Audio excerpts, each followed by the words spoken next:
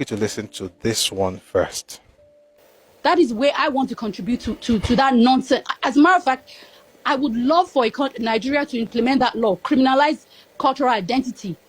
Because as soon as I meet you, you know I'm Nigerian. I know you're Nigerian. Why are you asking me where I'm from? Why do you need to?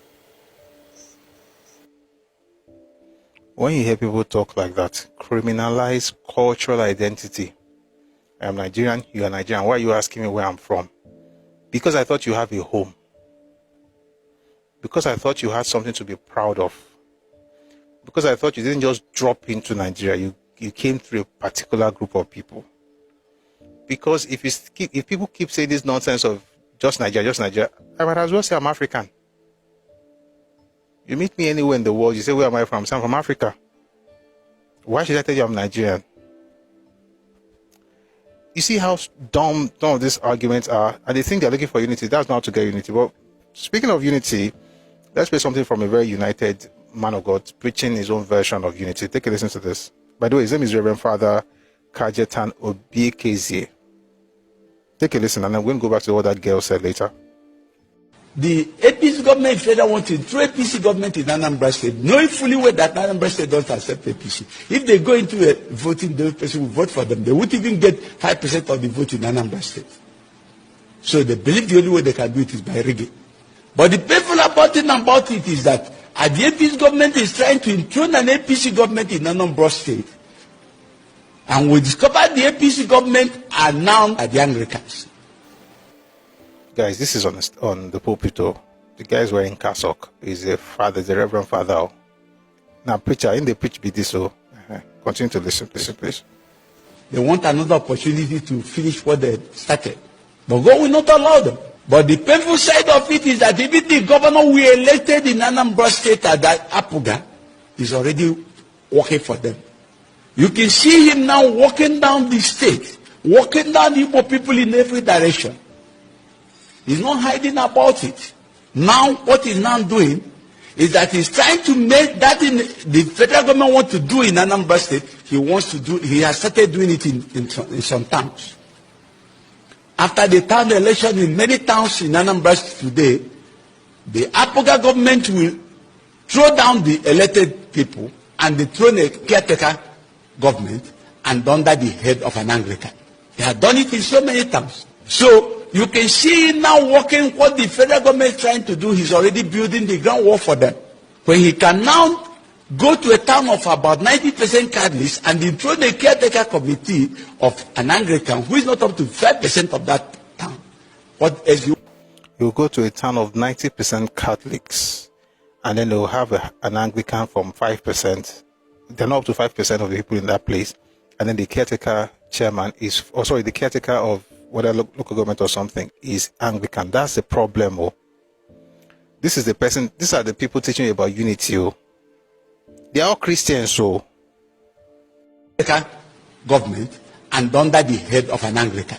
They have done it in so many towns. So you can see now working what the federal government is trying to do. He's already building the groundwork for them.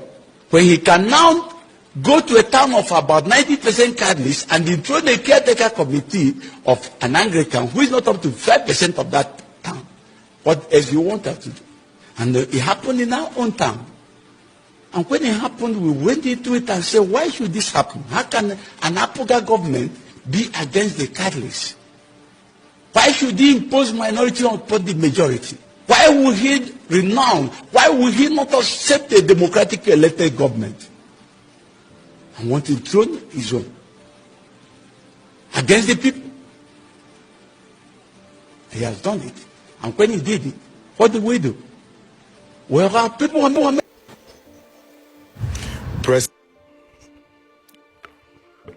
It's quite interesting the kind of people that teach us love and unity in Nigeria. It's amazing. This is not even inter-ethnic issue. This is intra.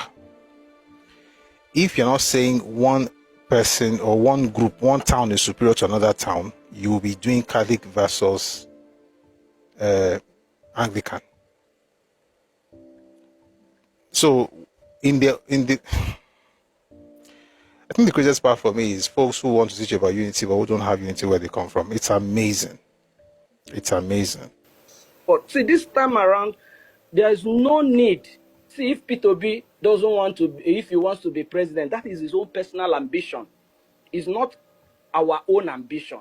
So let nobody give you that excuses of you are trying to make other Yorubas that are supporting P2B not to change their mind. They should fucking change their mind. P2B's presidency will not change me. It will not change even 30% of Igbo population. So let us die down all those politics of a thing.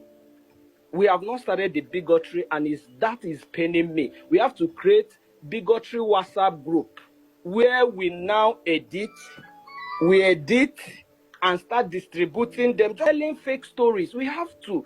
In fact, we will pay to put it on BBC, CNN, all Fox News, Al Jazeera, so that people will start seeing all these things. Let us start changing the narrative. Man, you are doing what you are not supposed to do. Because if it's bigotry, we have to start doing the real propaganda. We have to start painting the color. We don't have to start bringing real stories. Real stories are not bigotry. We have to start bringing fake ones, give it highlighted headlines, take it up from there, run with it. And for crying out loud, when we are growing up, we heard they are the most educated tribe.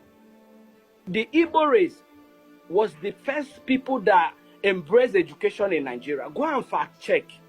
That was why the so-called leader Awolowo brought the fake for them to catch up.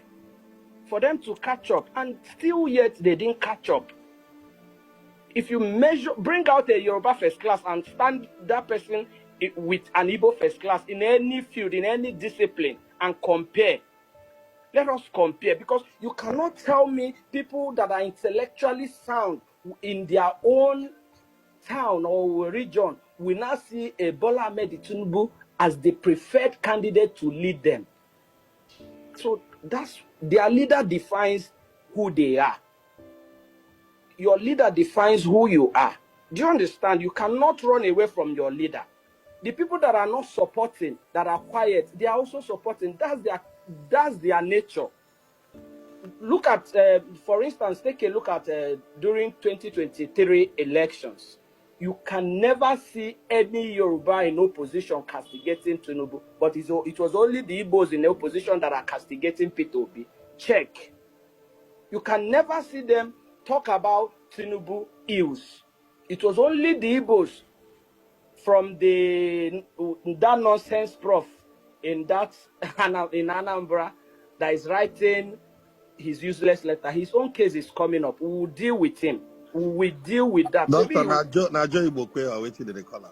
What we will stop doing is allowing any Igbo man in Igbo land to stay in Igbo land to denigrate Igbo people, just like what Nsogbu is doing. No Yoruba has that right to do it in Yoruba land. No, now on, we have to create our bigotry WhatsApp group. We have to start going live on TikTok. We have to start going live on Facebook with videos, pictures, news headlines, edited news headlines with far back dates, new dates. These are bigotry. We have to spread it. We'll translate it in Igbo, we translate it in Yoruba, we translate it in Hausa, we translate it in all languages, French. Nupe will do that. That's the highest they can do is not to vote P2B. And who will P2B help? Who is P2B? In terms of Igbo leaders, P2B don't rank number one. Let me not lie to you. So he can keep his... Doctor never reached first 5. So who is P2B? Why will anybody threaten you with vote about P2B? Is P2B coming to build your father's house? Or is making P2B president, will he buy you food? Enough of that nonsense, Enough. We don't have to tolerate that. If any Yoruba obedient feels that this time we have to sacrifice P2B's presidency and let P2B go to hell and burn to ashes, We don't have to. If they are not ready, we'll support the Hausas and go with Atiku. Let Nigeria scatter, for crying out loud. Who is even interested in good governance? Who is good? Since they bomb me, I don't experience good governance. We are talking about good governance. I know what is good governance. I don't know what is good governance, and I don't know how good governance is to do everything we have to do. This time around, get on your laptop, start doing the propaganda. Let us start editing the headlines. Let us start changing the narrative. If you want to spoil, now that the North are falling apart, let us join them and destroy the whole thing. That's how it works. That's how bigotry works. Bigotry is joining your enemy's enemy to destroy your enemy. You know, that's the real bigotry. Do you All understand? right. That's Yeah, how doctor, bigotry we works. get your I point. don't know. We get your point. Thank you very much. You just Guys, I was just Subhash Sunny interview I was playing. That video came up automatically on Twitter. I read part of it before, maybe few seconds of it before. Somebody edited it, but the full one, wonderful. But I mean, since he mentioned something historical, let me just quickly say this: when he says that Igbos were the first to be open to education, and that Yoruba were playing catch up, I think it's important to make certain things clear. Sam Ajayi Crowther went to the Eastern region, and the very first document that you call the Igbo Primer was written by Ajayi Crowther, to reduce a language to writing. The person who reduced the Igbo language into writing was Ajayi Crowther. And you already know, but to be honest, he said it before that he's going to be doing propaganda, so he just started this right there. And by the way, there is this book that Ajebe wrote where he was lying, but again, no surprises. When he said in one burst of energy they caught up with Yoruba people, it's not true. It's not true. Even today, the gap is still there. And if you don't find the gap in certificates, although it's there, but if you don't find the certificates, you find it in critical thinking. It's amazing.